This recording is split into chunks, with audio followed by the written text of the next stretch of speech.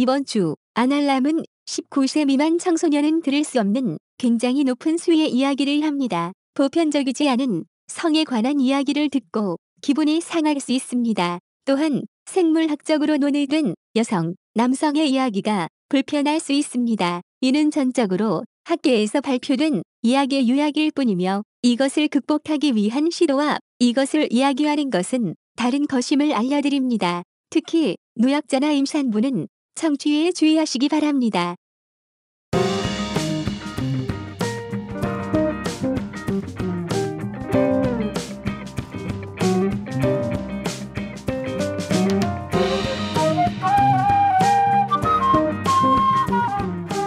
안녕하세요 여러분, 돌아왔습니다. 감사합니다. 저와 대표님 그리고 시온님 네. 그리고 저의 멋진 목소리가 돌아왔고요. 자기는 둘 다 표정이 왜 저래? 자기는 난 이런 거에 대꾸 안 하기로 작가님은 2번 돌아왔어 말하는데 금방. 침묵의 동의 알겠습니다. 이런 주제를 이야기해도 될까 싶을 정도로 우리가 지금까지 준비해왔던 주제 중에서 네. 가장 도발적이라고 해야 되나요? 도발적이죠. 자극적인 주제를 들고 왔습니다. 욕망의 아내라는 책을 중심으로 이야기를 할 거고요. 그래서 이번 방송의 주제는 바로 이 욕망의 아내라는 책의 주제예요. 네. 근데 저희 원래 탈모 방송이잖아요. 욕망의 아내는 탈모와 무슨 관계가 있나요? 욕망의 아내는 탈모와 관계가 없습니다. 아니야 나 관계 있지. 뭔데요? 이게 굉장히 인간의 성욕에 대한 탐구인데 네. 야한 생각하면 머리 자라요. 24시간 동안 하면 머리가 잘 자란다 굳이 그러더라고요. 관계가 있는 것으로 그럼요. 이걸 아유. 많이 듣다 보면 야한 상상력에 의해서 발모가 됩니다, 그럼요. 여러분. 나보러 네. 맨날 아전인수한다 그러더니 대표님 아전인수는 무슨 머리 많이 자라. 내가 도랑 하나 파서 한강물 채우려고 지금 그러고 있어요. 내가 10대 때 진짜 머리가 미친 듯이 자랐거든. 10대 때는 다들 빨리 자라는 거 아니에요, 그러면? 아니야 내가 특히 다른 심했어요? 남학생들과 비교해서도 빨리 자랐어. 저한테 다른 세상 얘기 관심 없고요. 몹시 왕성하셨군요. 이 충격적인 내용은 차차 풀어드릴게요. 책의 원제부터 좀 설명을 해보고 싶어요. 욕망의 아내도 뭐 좋은 번역인데 원래는 insatiable wives, 만족을 모르는 탐욕스러운 정도의 뜻이거든요. insatiable이라는 거는. 그런데 이제 일부러 중의적인 표현으로 부정적인 단어를 일부러 써가지고 책을 읽다 보면 저자가 위트를 넣은 제목이란 걸 알 수가 있어요. 원래 또 이게 기독교적인 단어거든요. 중세. 모든 것은 하나님께서 내려주신 거잖아요. 그래서 만족을 하는 게 인간의 소양이라는 사고방식이 있었어요. 그러니까 동아시아의 영호골들이 나오는 얘기에 천하를 담는 그릇이니 뭐니 이런 거랑 좀 반대죠. 만족할 줄 알라. 그런데 만족을 몰라요. 어떤 면에서 성적으로. 예. 이런 얘기고요. 저자는 데이비드 제이 레이라고 하는. 근데 이거 잠깐만 이 제목이 그럼 되게 도발적이네요. 되게 도발적이죠. 특히나 여성이라는 아까 기독교란 얘기를 한 거 보니까 여성이라는 걸 꼭 집어서 그것도 또 와이프 어떤 그 가족 관계에서의 그래서 만족을 모르는 이라는 썼는 것 자체가 만족을 모르는 아내인데 아내의 얘기만 있나요? 그러니까 기본적으로 그런 시선을 그렇죠. 일부러 그러니까 부정적으로 일부러 그런 시선을 담지하고 딱 이렇게 도발을 한 거죠. 그렇죠. 이 책을 많은 사람들이 읽게 하기 위해서. 그러니까 원래 우리 기독교적인 관점에서 혹은 또 보수적인 관점에서 보면 아내는 항상 만족하고 그렇죠. 뭐 이렇게 겸양하고 현모양처 오르가즘도 못 느껴도 느낀 척하면서 아이를 지키면서 아니죠. 가족을 내 지키면서 남편이 오르가즘은 못 줄 리가 없죠.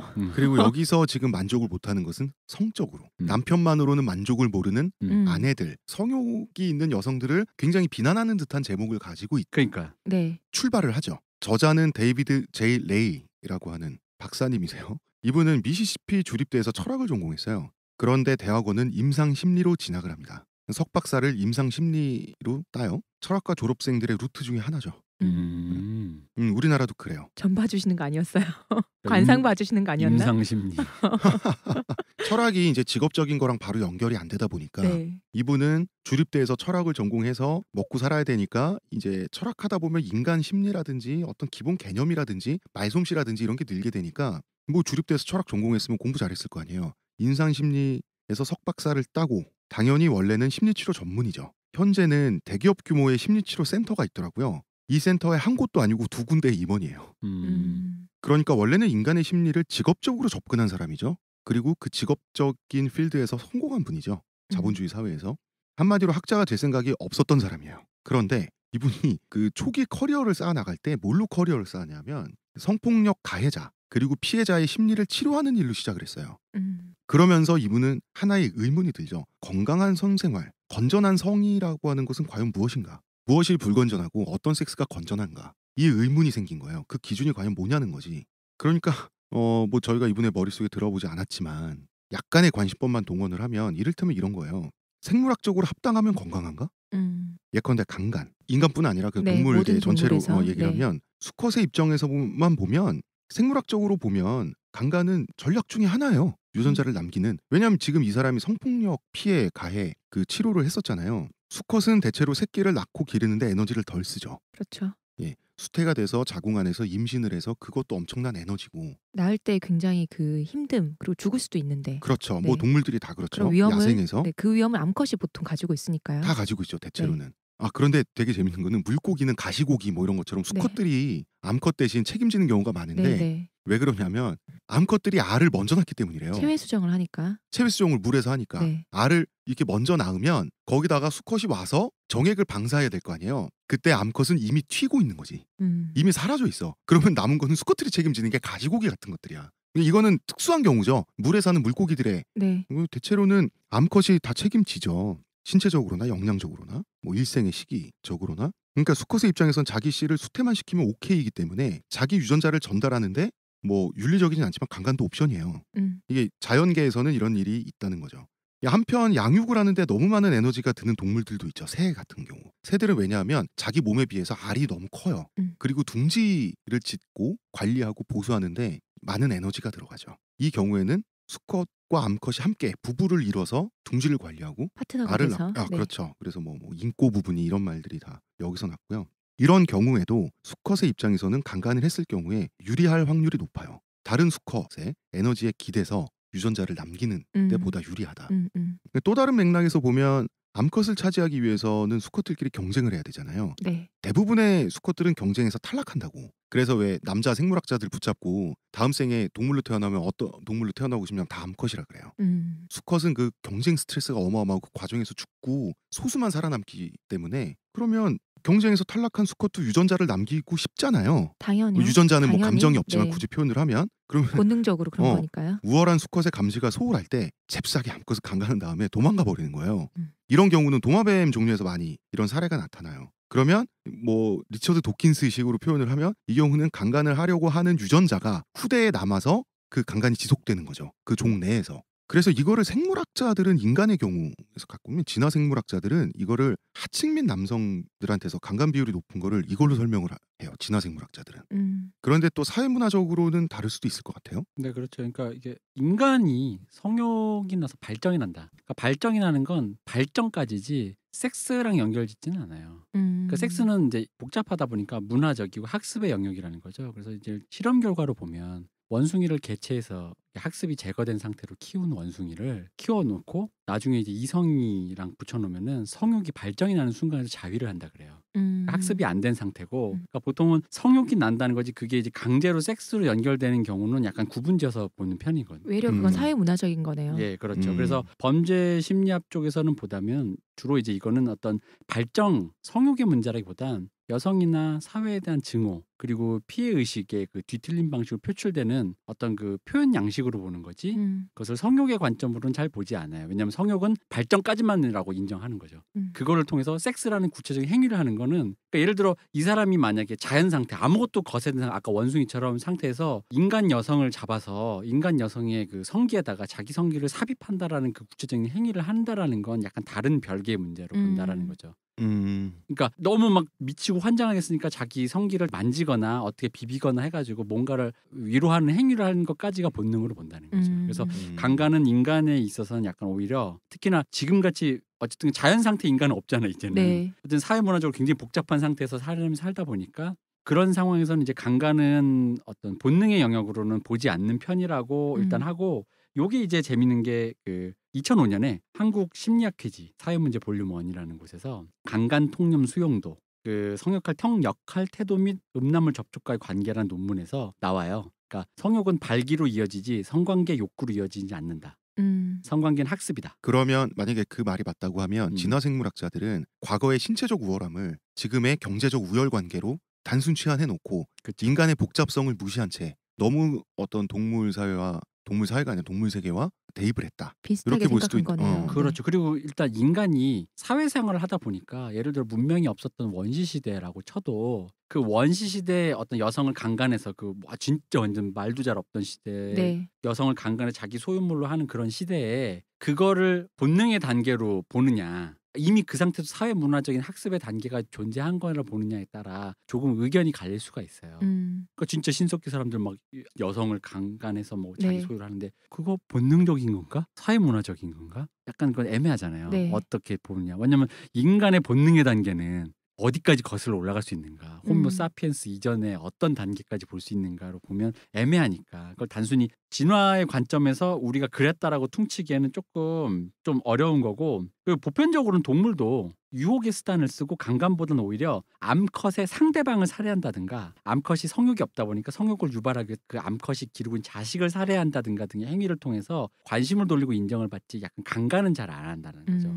주로 아프니까 암컷들이 인간처럼 섹스를 쾌락으로 하기 때문에 여성들이 이제 지금 현재 상태에서 보면 섹스에 익숙해지는 단계가 아니니까 고통스러우니까 도망가려고 할 때 물어서 억지로라는 네. 근데 이거를 강간으로 보기엔 조금 애매한 지점이 있다는 거죠. 이 인간이 인간을 강간한다라는 관점에서 보기에는 성행위로 보는 거고 또 하나는 뭐냐면 그래서 성행위를 강제로 사용하는 행위는 아무래도 이제 섹스보다는 폭력의 카테고리로 보는 편이라는 거죠. 네. 그렇게 본다면 동물의 강간과 인간의 강간은 굉장히 격차가 생기게 되는 거죠. 그렇죠. 그러니까 네. 우리가 흔히 말하는 아까 말한 도마뱀 같은 경우도 네. 그러니까 인간의 기준에서의 강간으로 보기에는 약간 또 무리가 있을 수 있다는 거예요. 아까 말한 뭐 첫 경험의 고통이라든가 실제로 고양이의 섹스는 인간과 다르게 고통이라고 하잖아요. 네. 쾌감의 영역이 아니라. 그래서 그 암컷 고양이도 굉장히 도망간다고 하는데 뭐 이제 그런 측면으로 그러니까 종마다 그것이 섹스라는 게 발달된 상태가 다르다 보니까 인간의 관점에서 너무 적용된 것일 수도 있다라는 거죠. 약간 동물의 관점. 그렇죠. 음. 지금 말씀하신 거대로 인간 사회와 동물 사회가 격차가 있잖아요. 네. 그러다 보니까 데이비드 레이 박사가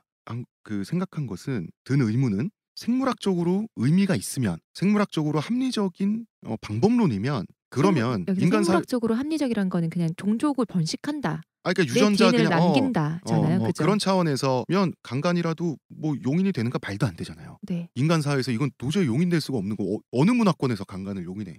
여기서부터 이 사람의 고민이 출발한 거죠. 이런 거예요. 잠깐 든 생각인데 동성애를 비난하는 분들이 자연이 좀 본연의 모습과 맞지 않는다고 비난을 하잖아요. 그렇게 따지면 핵발전소 돌려서 노트북 쓰고 있는 것도 지금 또 자연의 본연의 모습과 맞지가 않죠. 그럼요. 그 동성애 비난하시는 그런 목회자분들 자기 노트북 써가지고 밤새 성경 공부하시려고 형광등 켜시면 네. 그 자연의 법칙에 위배되는 거예요. 그렇죠. 음. 그러니까 자연적이냐 비자연적이냐를 가지고 윤리적인 문제를 다룰 수가 없고요.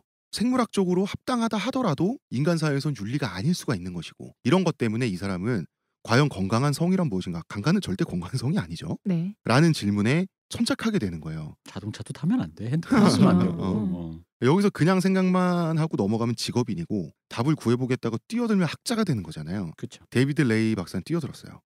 요거 이제 곡성주는 미끼를 물어버렸어야. 네. 무엇이 중요한지도 모르고 이 양반이 지금.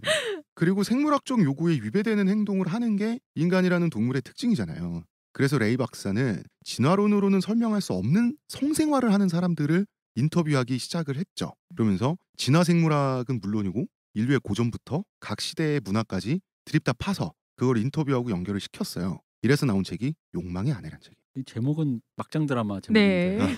김치 던질 것 같아 갖고는. 바로 아내의 부정을 목격한 남자가 그 아내에게 김치를 던지면서 이 부정한 뭐 이런 거 그런 거 할 것 같은데.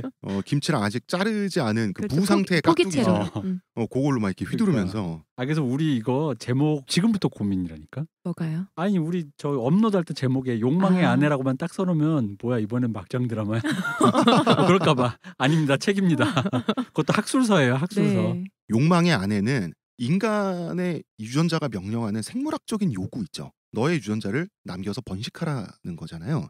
우리는 보통 생존과 번식의 욕구로 생물을 옛날에 표현했잖아요. 네. 당연히 생존이 먼저고 그 다음에 번식인 것처럼 옛날부터 설명이 돼 왔고 직관적으로도 그렇게 생각을 하잖아요. 아니에요. 이 뒤집힌 지 오래됐어요. 번식이 먼저예요. 생물은 번식하는 것이 생물이에요. 번식을 위해서 번식을 할 만한 시간을 확보하는 게 그게 생존 시간이에요.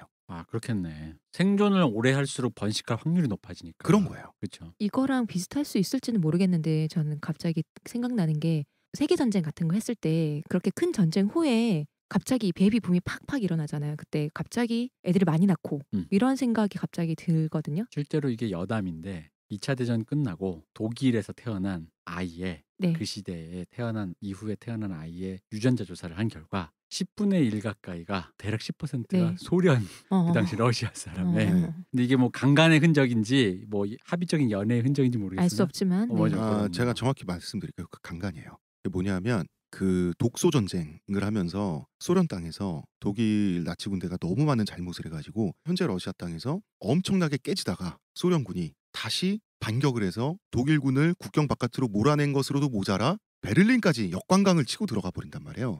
그때 며칠간의 병사들의 폭력 행위를 일부러 묵인했어요. 되갚아주기 위해서. 그걸 별다른 잘못도 안 한 독일 아줌마들이 그걸 다 당한 거야. 그래서 그때 베를린에서만 40만 명이 강간당했다라고 하거든요. 며칠 동안. 4만 명이 아니라 40만 명. 굉장히 끔찍한 거죠, 전쟁이라는 게. 전쟁 후에 어느 나라건 할 것 없이 갑자기 확 번식을 하는 거죠. 이게 유전자적으로 사람들이 아는 거잖아요. 많이 죽었고 지금 아까 말씀하신 것처럼 번식이 먼저인 거죠. 사실은 생존이 먼저야 되는 거잖아요. 피폐해진 땅에서 살아가야 되는데 번식을 더 많이 했던 거 그거는 조금 다르기는 한데 약간 애매한 지점이 있어요. 예, 뭐냐면은 완전 같진 않은데 그냥 이런 생각이 들었어요. 이 생각이 갑자기 났어요. 근데 큰 그림에서는 또 맞아 떨어져요. 그래서 하여튼 욕망의 아내라는 이 책은, 그리고 우리가 다룰 주제는 인간의 생물학적인 욕구와 반하는 현상에 대해서 논하고 있기 때문에 먼저 우리는 성생활 그리고 인간의 어떤 사랑이니 연애니 하는 것에 대한 감정들 있잖아요. 우리가 흔히 정상적이다라고 하는 일반적인 성욕과 성과 관련한 대부분의 감정들은 거의 전부가 생물학적으로 설명이 가능하고, 이 설명이 가능한 일반적인 경우들을 먼저 얘기하고 이 책 얘기로 들어가야 될 것 같아요. 네. 뭐 생각나는 대로 뭐 얘기를 하면 외조부가 조부보다 용돈을 많이 준다. 이유가 뭐겠어요? 확실히 내 딸의 피니까요. 그렇죠. 내 딸의 핏줄이죠. 엄마란 건 확실하거든. 뱃속에서 나오기 때문에. 아버지가 누군지는 잘 몰라요. 그래서 그 미국도 그렇고 우리나라도 그러면 그렇더라고요. 조부님은 용돈을 줄 때 반쯤을 의심을 하면서 의심의 단계가 아니라 자기도 모르는 새에 모르게. 그게 작동된다는 거, 심리적으로. 본능적으로 그래도 그렇다고. 모르게 실제로 삐뚤어진 그렇대요. 마음이 드는 아버지 누구게 얘가 누구에게 어디서 왔을까?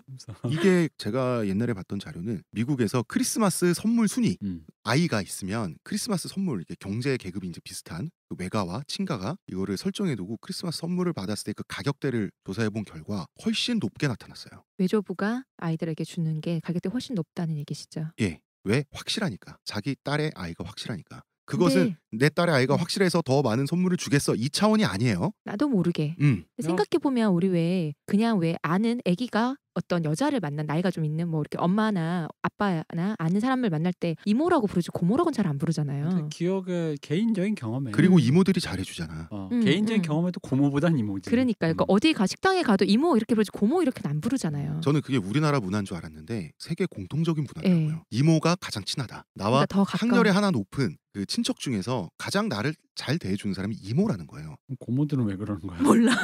몰라.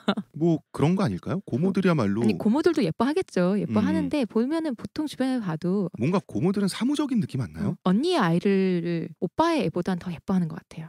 그런 건 있어요. 주변에 봐도. 오빠들이 문제인 거 아니야? 행실이 어떻길래? 그러니까 알 수 없겠지만 어쨌든 그런 것 같아요. 확률이 높으니까. 그러니까 본능적으로 호호가 지금 어쨌든 경향성이 있다라는 거죠. 그렇죠. 네. 네. 그리고 외가는 어느 문화권을 막론하고 아이에 대해서 아빠를 꼭 빼닮았다라는 말을 하는 습관이 있다는 거예요. 외가는 왜? 어차피 우리 애잖아. 내 딸, 내 언니의 배에서 나왔기 때문에 의심할 게 없는데 나랑 유전자를 공유했는데 수컷은 의심할 수 있죠. 하지만 제 양육을 해줘야 되니까. 하지만 수컷 돈 벌어야 될 거 아니에요. 그렇기 때문에 뭐 돈이든 혹은 야생에서는 뭐 사냥을 해오는 네. 것이든 수컷의 의심을 줄이기 위해서 그렇게 습관적으로 말하는 것이 그게 심리적인 기제로 들어가 있다는 거예요. 약간 섬뜩하네요. 난 좀 약간 왠지 모르겠는데 왜 섬뜩한지 모르겠는데 약간 섬뜩하다. 너무 생물학적이라서 그럴 수도 있어요, 이게. 그러니까 어떤 본능적으로 마음속에 의심이라는 게 자리 잡고 있다라는 게 약간 섬뜩한 거예요. 나도 모르는. 그래서 원래 남자는 의심하는 동물이에요. 나도 모르는 의심이 내가 갖고 있다는 거. 그 의심. 어. 걔가 나랑 자줄까? 아니 이런 생물학적으로 바보 같은 의심하는 애들이 많아. 생물학적으로 봤을 때 남자의 공포는 음. 다른 남자의 아이를 낳는 게 아니라 그러더라고요. 내 배우자가 다른 남자의 아이는 낳을 수도 있대요. 그러든지 말든지 다른 남자의 아이를 낳았는데 내 아이로 착각해서 내 인생의 에너지와 그 내 일생의 시간을 쏟고. 수많은 시간과 자산을 그 아이에게 투입하면 내 유전자 완전히 패배하는 거죠. 그렇네요. 이해된다. 유전자를 후대에 남기는 것에서도 패배하지만 그 유전자를 심지어 나의 유전자를 남길 기회를 내가 잃어가면서까지 그 남자의 유전자를 그 후대에 남기는 걸 내가 노력 봉사를 해야 되는 바로 그 상황이 그것은 유전자의 입장에서 보면 생물의 입장에서 보면 끝나는 거예요. 왜 실험 결과 있잖아요. 그 스포이드 같은 데 넣고 두 사람의 정액을 넣으면은 정자들끼리 싸운다고 하잖아요. 싸울 때 어떻게 싸우는지 아세요? 몰라요. 싸울 때 럭비해요. 아 진짜? 어떻게 하냐면 그 좀 질이 떨어진 애들은 그 밑에서 스크럼 짜고 그 중에 좀 빠른 애 있죠. 그런 애들을 애들이 작전 짜서 보내요. 그러니 그 미식 축구 양상으로 그 싸워요.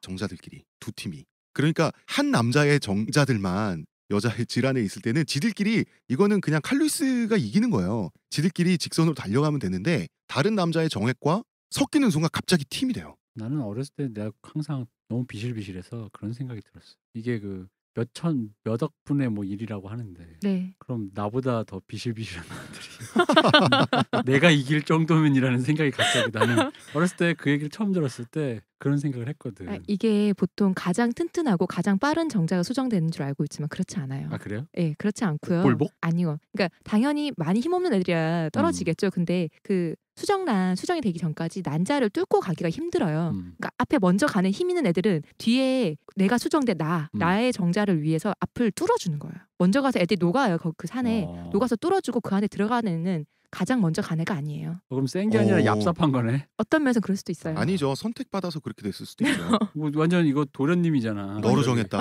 가마 타고 앞은 우리가 뚫어줄게. 가마 타고 그 옛날 저기 뭐야 김정인가 누가 뭐 그런 얘기 했다며. 저기 한라산에 가서 풍류를 즐기려고 하는데 거기까지 가마 타고 올라갔는데 그 가마 네. 태운 그 종들이 힘들어 죽겠다 헉헉대니까 이래서 산 것들은 풍류를 모른다고 약간 이런 기분으로 나는 뒤에서 걸어오고 있는데 앞에 정자들이 다 녹아 죽으니까 이래서 허약한 것들은 안 되라고 하면서 난자 안으로 입수한 거 아니야? 나만 지켰지 그런 생각이 들었어.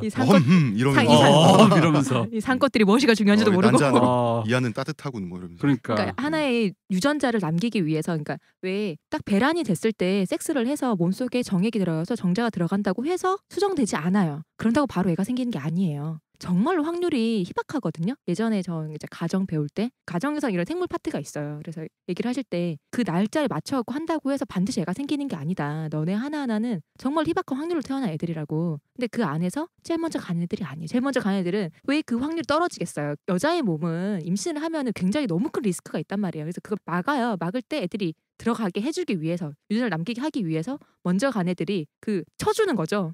이거 공포 영화다. 꼭 항상 공포 영화도 먼저 앞에 설친 애들이 항상 시험치에 있어요. 죽잖아.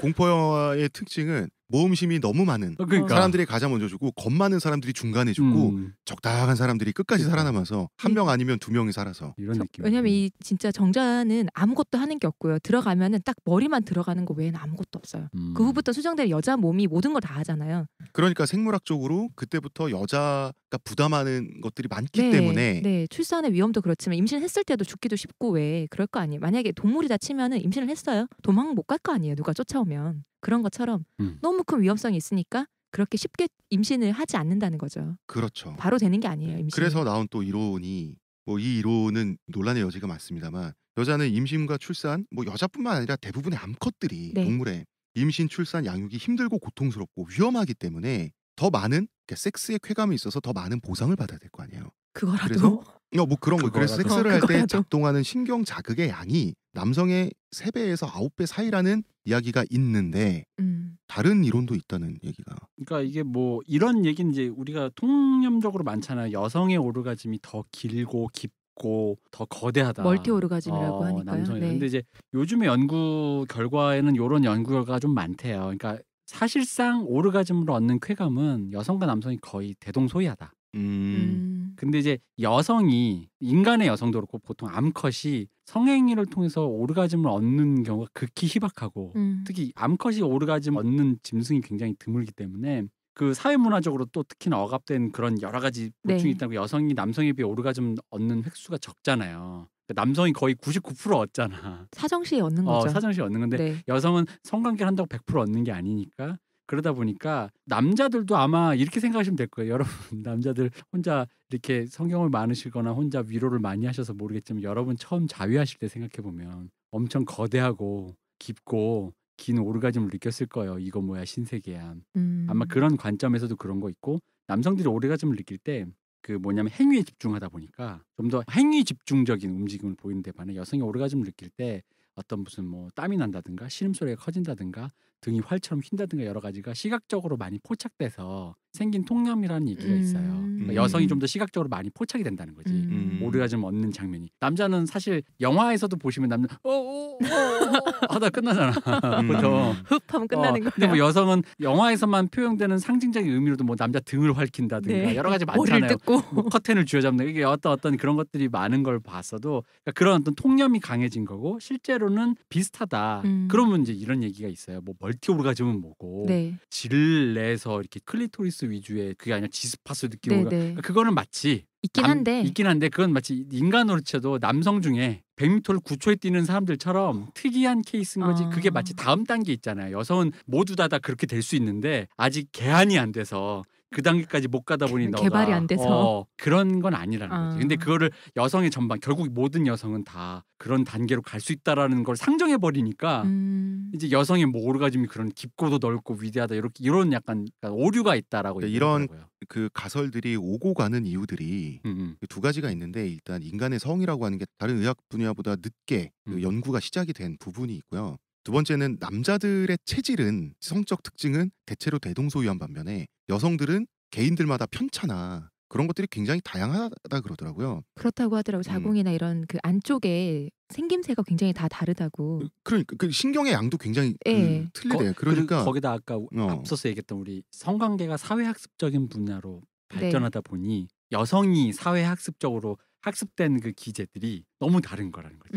우리 그때 말한 문신을 한 여성의 네. 그 정도면 이제 교육받고 굉장히 개방되시고 자신감을 심어준 교육을 받으셨을 거 아니에요. 우리 예전 사연에 등장하신 네. 분. 어떤 분은 또 저기 뭐야 되게 자존감이 낮고 되게 막 그러신 분도 계실 거고 성관계라는 거에 대해 학습도 아예 안 돼서 그냥 뭐 남자가 하라는 대로만 하면 돼 안 가르쳐주고 그냥 그런 말만 들으는 그러니까 이런 양태들 때문에 좀 더 이제 여성들은 경험치의 폭이 너무 다양해져 버리는 거죠. 네. 남성에 비해서. 그리고 섹스에 있어서 여성은 보수적이고 남성은 적극적인 것도 그렇죠. 생물학적으로 100% 설명이 되죠. 이거야말로 정액을 한번 사정하는 거는 손해라고 볼 수가 없는 반면에 임신을 하는 것은 임신을 한번 수태가 돼버리면 그때부터는 뭐 어떻게 될지 모르는 거기 때문에 고생도 고생이고 당연히 수컷이 적극적이고 인간도 마찬가지고 암컷은 보수적일 수밖에 없고 그 다음에 그 감정적인 거 남자는 기질적으로 바람둥이일 확률이 높죠. 여기저기 임신시키고 다니면 나만 좋잖아. 그치? 그런데 여성은 감정적인 교류나 신뢰관계를 중요시하는 이유가 나는 임신했는데 이 수컷이 떠나가면 어떡해. 같이 책임을 져줘야 내가 뒤뚱거리면서 이렇게 만삭이 돼서 호랑이 다니고 사자 다니는데 혼자 어떻게 있어요. 이놈은 날 지키던가 같이 공동 양육 체제를 가야 내 목숨도 안전하고 멀쩡한 둥지라도 있든가. 그렇죠. 뭐 동굴 같은 거라든지 내 자신도 안전하고 애도 안전하게 낳을 수 있고 애도 또 키울 수 있잖아요. 그러다 보니까 이성적인 접근법이 이런 생물학적 조건에서 갈라진다는 거죠. 또 이런 재밌는 것도 있어요. 남성의 질투는 자기 여자를 건드릴 수 있는 모든 남자에 대한 거다.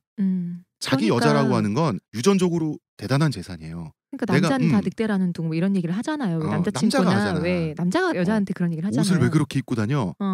남자가 자기 여자친구한테 얘기하잖아요. 근데 본인이 의식해서 그런 말을 하는 건 아니지만 유전적인 진화생물학적인 심리적 기저를 들고 가보면 자궁은 정말 큰 재산이에요. 남자한테. 자기한테 없고 근데 자기 유전자를 인큐베이팅해서 세상에 내보내줄 수 있는 굉장히 기적적인 장치란 말이야. 유전자를 그러니까 남기려면 반드시 필요한. 그렇지. 그러니까 다른 모든 남자를 질투해. 남자들은 자기 여자가 있으면. 요게 남자의 질투의 근간이라는 거예요. 생물학적으로 보면. 반면에 여성의 질투는 잠깐만 대표님 표정이 금방 살짝 웃으셨는데 왜요? 원빈이 나쁜 놈.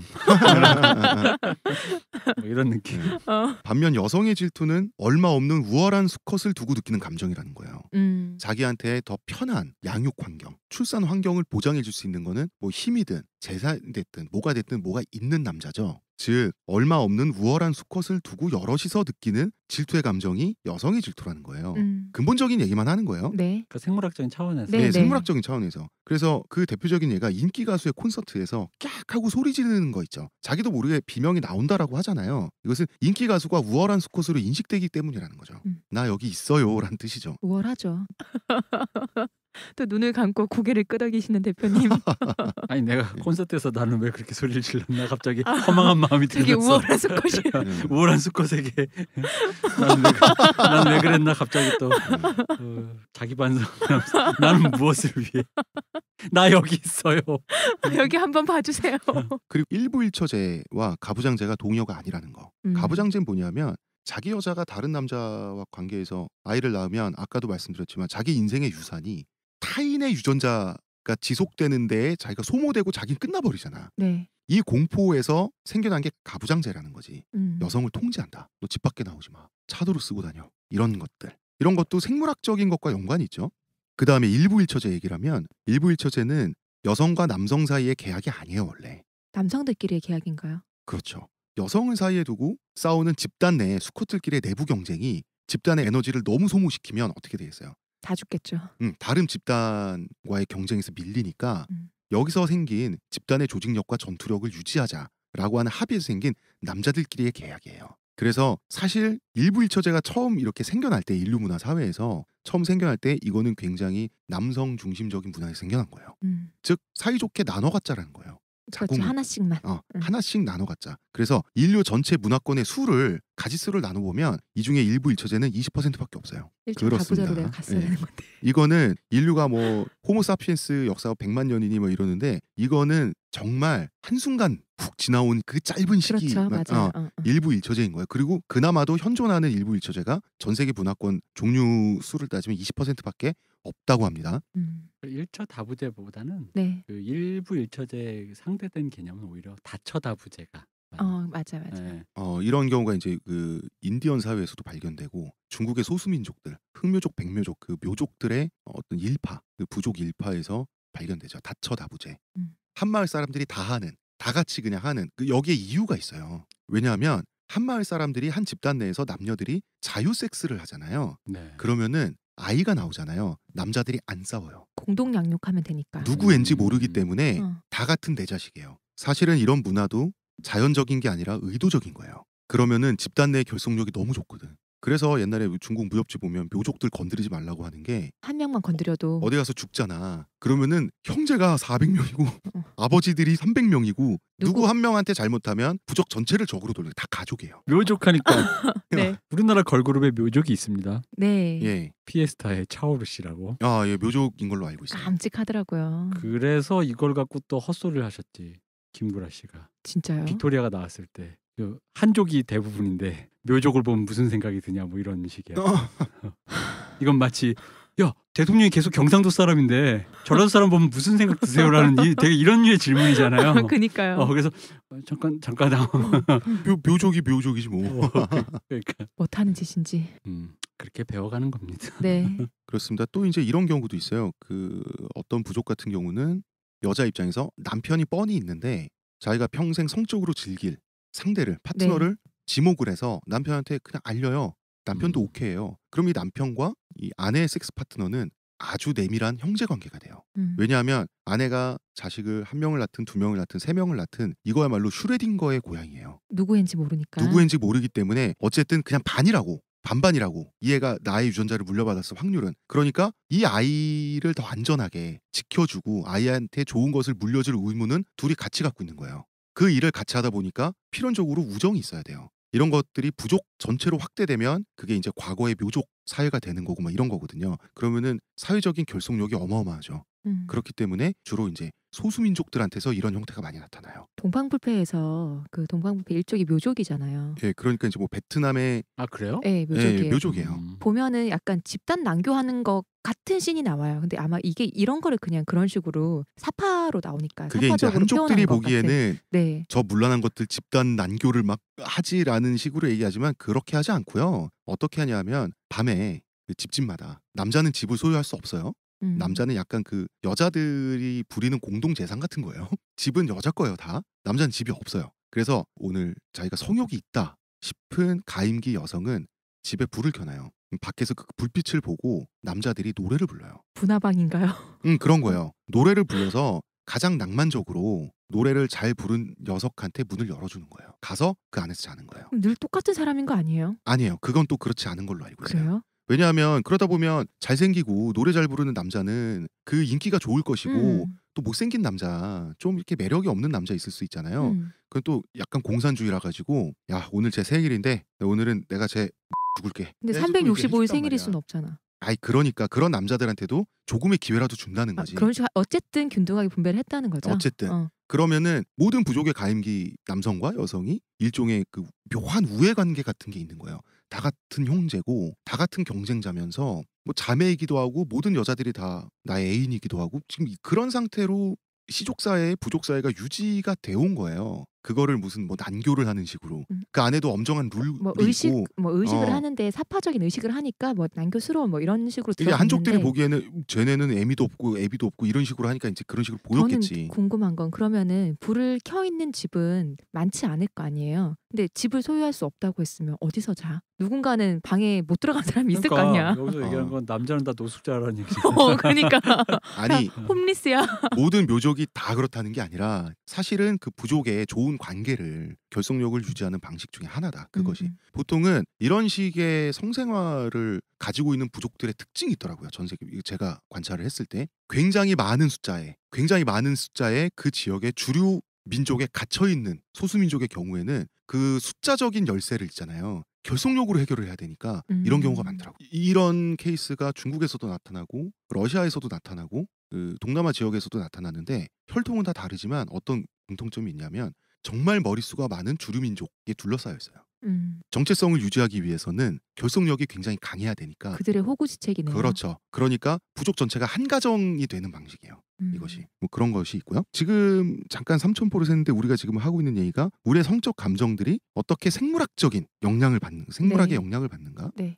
그러니까 방금 말씀하신 거 들어보면 개인이 여성을 독점하는 거는 생물학적이기도 한데 방금 묘족 같은 사례에서도 보면은 그러니까 그게 개인의 욕망을 넘어서 그러니까 어떤 집단이나 전체의 욕망으로 발현될 수도 있다. 뭐 이런 식으로 이해를 할 수 있는 거죠. 그렇죠. 그러니까 그게 거대한 묘족이 자궁을 독점하는 거나 그렇죠. 그냥 인간 개인이 내 여자 한 명 개인의 어떤 자궁을 독점하는 거나 어쨌든 그런 식으로 나타나는 거라는 거죠. 그렇죠. 하이에나나 늑대 같은 경우는 남의 새끼들도 다 같이 공동 양육해요.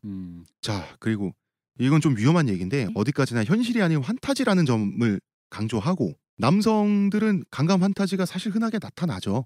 AV만 봐도 사로잡힌 여형사 뭐 이딴 게 많으니까. 뭐 환타지를 실현해 주는 게 AV니까 포르노니까. 그렇죠. 근데 이게 환타지라는 점을 분명히 해야 되기 때문에 너무 리얼리티하지 않죠. 그런 외려 작품들은. 과도하고 그렇죠. 과장되고. 굉장히 과도하게 과장돼 있고 좀 조잡한 것이 촬영 현장의 열악함도 있겠지만 사실 의도된 것도 있는 거죠. 이게 리얼이 되면 그때부터는 불쾌해지는 거예요. 지금부터 환상이 아닌 게 되니까.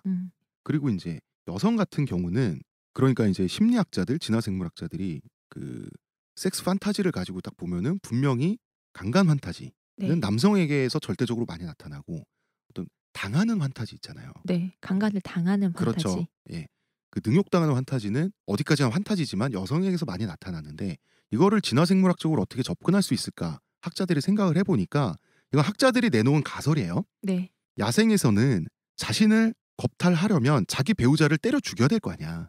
즉 야생에서는 자기 배우자를 제압한 수컷이 보다 신체적으로 우월할 가능성이 높을 거라고 봤다라는 거지.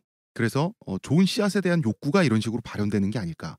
이거 정말 얘기 잘해야 되는 게 여자들은 그런 환타지가 있다며 이러면서 마치 당하는 거를 원하는 것처럼 이런 식으로 말하는 아저씨들, 아재들 있잖아요. 그거 정말 위험한 발언이거든. 가끔 뉴스에 나오잖아요. 왜 이런 정말 야동 잘못 보시고 성폭행을 했어요. 성폭행을 했는데 그 성폭행한 여자가 너무 마음에 들었던 거야. 그리고 연락처를 남기고 와. 그래서 잡힌 사람들 가끔 나와요. 그 판타지에 젖어 있는 거지. 그거는 내 생각에 병 수준인 거고 지능 문제고 그거는 예술 교육이 시급합니다. 미감 교육이. 그리고 왜 이런 거 있잖아요. TV에 나오는 유명인들 가만히 보면 남자인 경우에 자기 아이에 대해서 자신과 닮은 외모나 행동을 발견할 때 되게 만족스러워하고 막 감동하는 경우 있어요. 잘 봐보세요. 남자는 의심하는 동물인데 그런 걸 발견할 때마다 안도가 되는 거예요. 그걸 이제 뭐 감동적인 부성애 뭐 이런 식으로 포장이 되지만 그게 잘못됐다는 게 아니라 이거는 충분히 생물학적인 것이다. 그래서 왜 이런 게 문학 작품의 그 제목에 반영이 되면 발가락이 닮았다. 이런 게 다 안 닮았는데 발가락은 닮았어. 내 새끼 맞아. 이런 식으로 어거지를 부리는 네. 그 닮음에 대한 집착이라는 거죠. 여성은 확실히 덜해요. 내 애는 확실하니까요. 그렇죠. 그거는 모르겠어요. 남자가 입양을 할 때 네. 본능적으로 자기 얼굴과 닮은 예, 사람에게 예. 더 끌린다 뭐 이런 얘기도 있는데 나는 홍 작가의 경우를 봤을 때 이건 말이 안 된다고 생각해요. 왜요? 남자들은 대부분 자기의 객관적 외모보다 자기를 뻥튀기 하기 때문에 자기랑 닮은 애? 그러니까 이런 거지. 훨씬 잘생긴 애인가? 전현무가 커서 원빈이 될 애를 고아원에서 보고 나랑 너무 닮았어 넌 내 똑딱, 아들이다라고 뭐 하는 그런 느낌으로 들리거든요. 그래서 이게 말이 되나 약간? 대부분의 남자들이 자기 외모를 굉장히 뻥튀기 하기 때문에 하지만 본능적으로 끌리는 건 좀 다르지 않을까요? 본능적으로 그런가? 끌리는 거니까 진짜를 알아보는 거지. 근데 그 말이 그렇게 들리는 거예요 왠지. 그럴 것 같은 거야. 또 재밌는 얘기가 있더라고요. 여자들이 남자보다 성욕이 정점이 늦게 도달하잖아요. 40살 전후에서 우리 저번 시간에 얘기했었죠, 얘기. 남자들은 막 고등학생 때 막 이렇게 피 큰데 이게 폐경이 되기 전에 일종의 안전장치를 마련하려는 것일 수 있다라고 진학자들이 설명을 하더라고요. 왜냐하면 요즘으로 치면 사춘기 뭐 이럴 때 첫 애를 낳으니까 야생에서는 그러니까 이게 그거야. 냉장고를 부탁해서 몇 분 안 남았습니다. 서둘러 주세요. 그거야. 그러니까 이때쯤은 첫째든 둘째든 다 어른으로 키웠을 시점이잖아요. 옛날에 뭐 야생에서 한 18살이면 다 독립하는 거지 뭐. 죽을 날이 얼마 안 남았죠 그때는. 그리고 뭐 기대 수명도 뭐 네. 그렇기 때문에 이제 남편에게 버림받을 수 있다. 왜? 양육하는데 이 자궁을 다 썼으니까. 남편 입장에서. 아이는 다 키웠고. 그렇지. 남편 입장에서도 싱싱한 자궁을 구할 수도 있고 그런 거죠. 그러니까 제2의 남편을 마련하기 위해 그 남자, 제2의 남편, 후보의 아이를 임신할 필요가 있다는 거예요. 반면 남자는 나이가 들수록 성욕이 떨어지잖아요. 대표님도 지금 많이 떨어져 계시잖아요. 본인도 아까 저번 시간에 그러시다고. 늙을수록 아이를 더 잘 풍요롭게 키울 기력이 떨어지기 때문이라는 거죠. 산은 산이요. 옛날에 남자들이 여자보다 일찍 죽잖아요. 네. 그러면 아이를 키워서 어쩌고 저쩌고 하려면 지금 나이로 고등학생 때쯤에 아이를 가져서 얘네를 키운 다음에 무리에서 쫓겨나서 이렇게 고독하게 어디서 뭐 짐승이 썩은 시체를 먹다 죽으면 된단 말이에요. 그렇기 때문에 그때쯤이면 성욕이 떨어져 있어야죠. 불필요하니까. 이런 거죠. 그래서 아까 그 대표님이 냉장고 부탁해 그것처럼 저는 그런 생각 했거든요. 왜 여자는 더 이렇게 그래프가 올라가고 남자는 일찍 했다가 떨어질까? 그게 가임기가 여자는 확실히 정해져 있잖아요. 그러다 보니까 가임기 내에 본능적으로 출산을 해야 된다는 그래서 점점점 올라가지 않나 그런 생각 했었거든요. 예전에. 그렇죠. 그러니까 두 번째 찬스를 놓치지 않기 위해서. 그래서 왜 미국의 30대 여교사가 고등학생 남자 자기 학생이랑 애인 관계 유지하다가 20년형씩 받고 그 미성년자 학대로 분류가 돼가지고 밀프 현상이 그거잖아. 한 고등학생이나 대학생쯤 된 남자애가 친구 엄마. 밀프가 풀어서 뭐죠? Mother I'd love to fuck. 그 밀프가 사실은 나이대가 맞죠. 남자의 성욕이 가장 높았을 청소년기 후반. 성욕만 보면 서로 정점을 찍는 사람들끼리 그렇죠. 만난다는 얘기잖아요. 그렇죠. 이것이 이제 밀프라는 장르가 되는 거죠. 대표님도 흐뭇하게 끄덕끄덕. 그래서 그다음에 이런 거 있잖아요. 나는 너무 매력적인 상대는 부담스러워. 요것도 생물학적인 거예요. 그래요? 뺏길 수 있으니까. 아. 그러니까 내가 홀드할 수 있는 나의 역량보다 얼굴값 할 거야 이 얘기가. 그거는 결국 남자 입장에서는 자궁을 뺏긴다는 거고 여자 입장에서는 자식이 임신시켜놓고 나와 나의 새끼를 먹여 살리는 그러니까 양육의 책임을 혼자 지게 되는 공포가 나는 너무 잘생긴 사람은 부담스러워라고 하는 형태로 이제 나타날 수 있는 거죠. 이런 것들. 지금 말씀드린 거는 우리가 보편적으로 갖고 있는 성적 감정이면서 또 생물학적인 우리의 진화와 맞아 떨어지는 그런 심리들이에요. 그 세계 곳곳에서 보편적으로 나타나는 것들이고 그래서 그냥 제가 좀 잠깐 든 생각인데 우리가 보통 여자들에 대해서 이거는 그냥 여담이에요. 보통 여자들에 대해서 원빈처럼 잘생긴 남자 좋아하는 거 우리 당연하다고 그냥 받아들이지 않아요? 내가 봐도 잘생겼는데 그에 반해서 여자가 돈 많은 남자 좋아해. 그럼 우리 속물적이라고 욕하잖아. 근데 얼굴 잘생긴 남자 좋아하는 것도 욕하지 않아요? 왜 스포츠나 뭐 이런 거 여자들이 좋아하면 여자는 얼굴 보고 좋아하는 거 너네 얼빠잖아 이런 식으로 하잖아요. 아니 그거는 진성 그 순수성 논쟁이야. 그거는 내가 야구 팬인데 야구도 똑바로 모르는 것들이 얼굴만 보고 야구 본다고 진짜 야구의 맛을 알아야지. 그놈의 진정성. 그런 차원의 문제예요. 그거는. 근데 돈 많은 남자 좋아하는 거 속물적이라고 욕하잖아요. 생물학적 차원에서 생각해 보세요. 돈 보고 남자 만나는 게 생물학적인 차원에서 더 건전한 거 아니에요? 그렇죠. 그죠. 더 이건 당연한 거죠. 더 그게. 당연한 거죠. 네. 봐봐요. 돈이 많으면 나와 내 아이에게 더 안정적인 양육 환경을 제공해 줄 거 아니야. 먹이도 잘 물어다 주고. 그렇지. 그럴 거 아니에요. 요즘으로 치면 뭐 어디 펜트하우스 살고 차는 무슨 뭐 마히바우 이런 게 옛날로 치면 저 동굴 누가 차지했느냐. 지금 그 문제라면 동굴은 더 안전하니까 수풀보다. 아 그리고 이거는 이제 그 단순히 자본을 소유했냐의 관점에서 어디까지 이어지냐면 이제 자식을 잘 돌볼 것 같은. 그러니까 양육까지.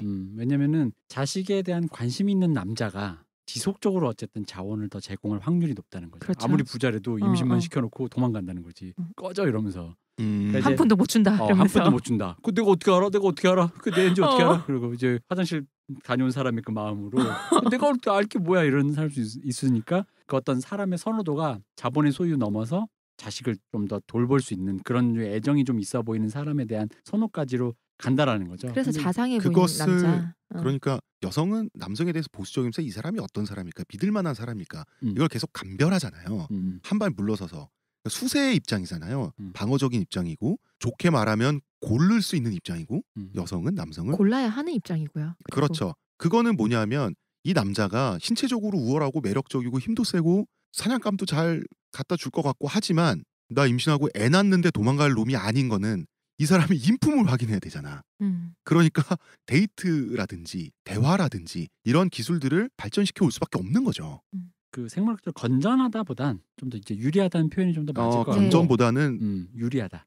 그러니까 그걸 이렇게 얘기하면 될 것 같아요. 그러니까 우리가 일단 앞에 어떤 인간의 욕망 뭐 자꾸 뭐 네. 돈 많은 남자를 좋아하네 뭐 자꾸 이런 얘기 했는데 이게 그 흔히 말하는 자연 조건에서 유불리를 따지는 관점에서 얘기한 거잖아요. 네. 사람들이 나에게 유리하냐 불리하냐 그래서 유리한 걸 취사 선택하냐. 근데 그게 자연 조건에서. 근데 이제 알아야 될 건 이제 인류가 이걸 지속적으로 극복해 나가는 방향으로 그게 일부일처제라는 계약을 만들든 뭐가 됐든 간에 가치 중립적으로 얘기하면 그런 상태에서 이탈돼 왔죠. 그렇죠. 떨어져 왔죠. 문명을 이루면서. 그래서 갈 길이 멀지만 어쨌든 간에 여성도 여권 신장이 되고 교육과 사회 진출을 통해서 이런 유불리를 넘어서 이게 이제 학습된 어떤 문화적인 것, 개인의 선호, 본능적, 문화적, 선천적, 후천적 뭐가 됐든 간에 인간이 선택할 가지수를 늘려가지고 다양한 선호들을 개발해 왔다는 거죠. 근데 이제 그거를 굳이 뭔가 원료를 찾자 보니까 이제 자꾸 사람들이 이제 그 흔히 말하는 진성 논쟁 때문에 뭐 말씀하신 동성애도 그렇고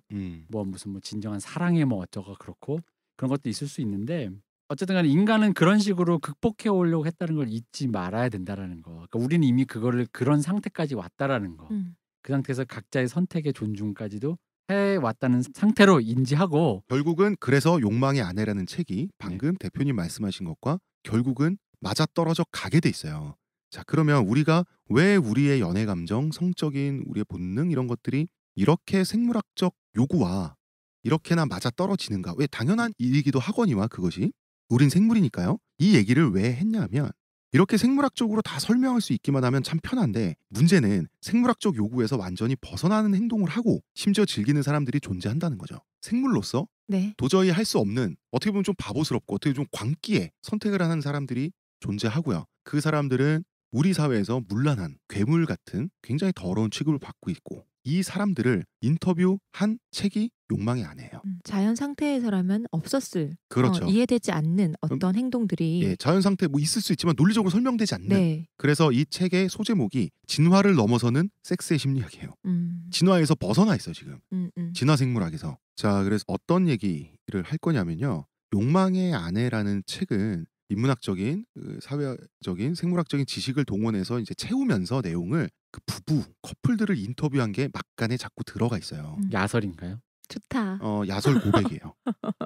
그러니까 어쨌든 약간 이 사람들 그 일반적인 관점에서 보면 그 어떤 선을 조금 더 넘어 있는 선을 많이 넘어 있어요. 네, 그런 사람들의 얘기니까 굉장히 그 자극적인 야설, 흔히 말하는 판타지에서 네. 뭐 친구의 아내와 뭐 이런 얘기인 거잖아요 지금. 그죠? 욕망의 아내는 쿠콜들이 혹은 핫와이핑을 다룬 책이에요. 그 용어 용어를 설명. 예, 핫와이프는 화상을 입은 아내가 아니라요. 섹시한 아내. 뿐만 아니라 핫와이프, 남편 외에 남자들하고 섹스하고 싶은 여자, 섹스하는 여자. 싶어하거나 하거나. 그렇죠. 고맙습니다. 이게 핫와이프인데요. 자기가 그런 행동을 하고 다니는 거를 네. 남편에게 허락받은 여자들을 핫와이프라 그래요. 허락하에 하는 거죠. 그렇죠. 바람 피는 게 아니라 그럼요. 허락하에. 그럼요. 그래서 핫와이핑은 그러니까 내가 고맙습니다. 그러네요. 바람 피 네. 바라면 안 되겠어요. 구질구질해. 그거. 핫와이핑은 그거. 남편의 허락이나 협조하에 아내가 다른 남자와 자는 것.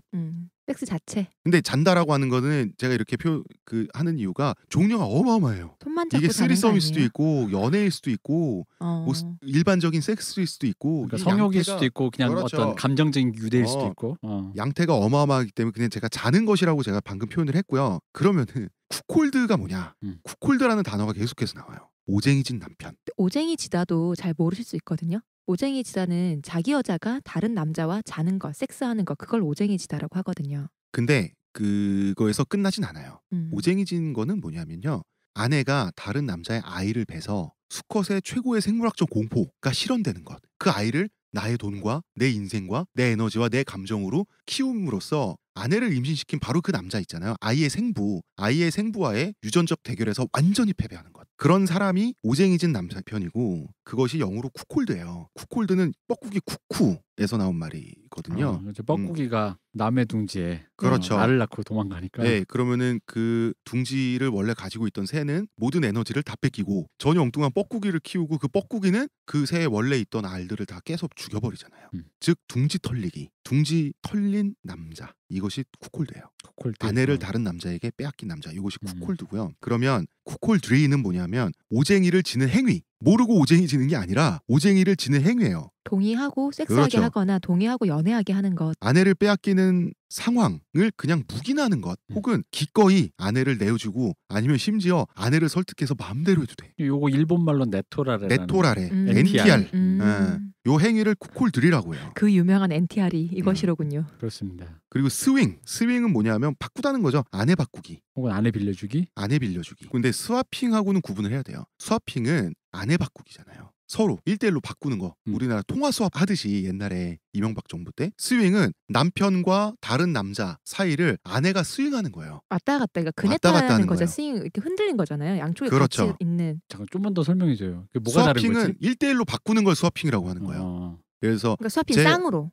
그렇죠. 쌍으로. 제 아내가 있고 대표님의 아내가 있으면 서로 아내를 바꿔서 또 아내들의 입장에선 남편을 바꿔서 다 같은 장소에서 혹은 그냥 따로따로 하는 것이 스와핑이면 스윙은 한 사람이 그 두 이성 사이를 왔다 갔다 하는 게 스윙이잖아요. 그러니까 스와핑은 다처다부에 가까운 것이고, 그렇죠. 이것은 일처다부에 가까운 네, 거. 네. 그냥 여성 기준으로 이렇게 왔다 갔다 한다라는 그 관계를 얘기하는 거군요. 그렇죠.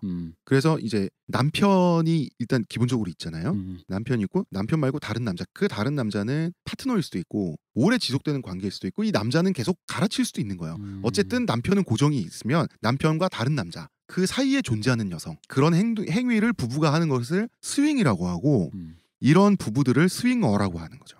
요 정도. 그럼 스윙어들끼리 만나면 그게 스와핑이 되는 거고. 그렇죠. 그래서 어떤 지점에서는 스와이핑하고 구분이 잘 안 되는 지점도 있어요.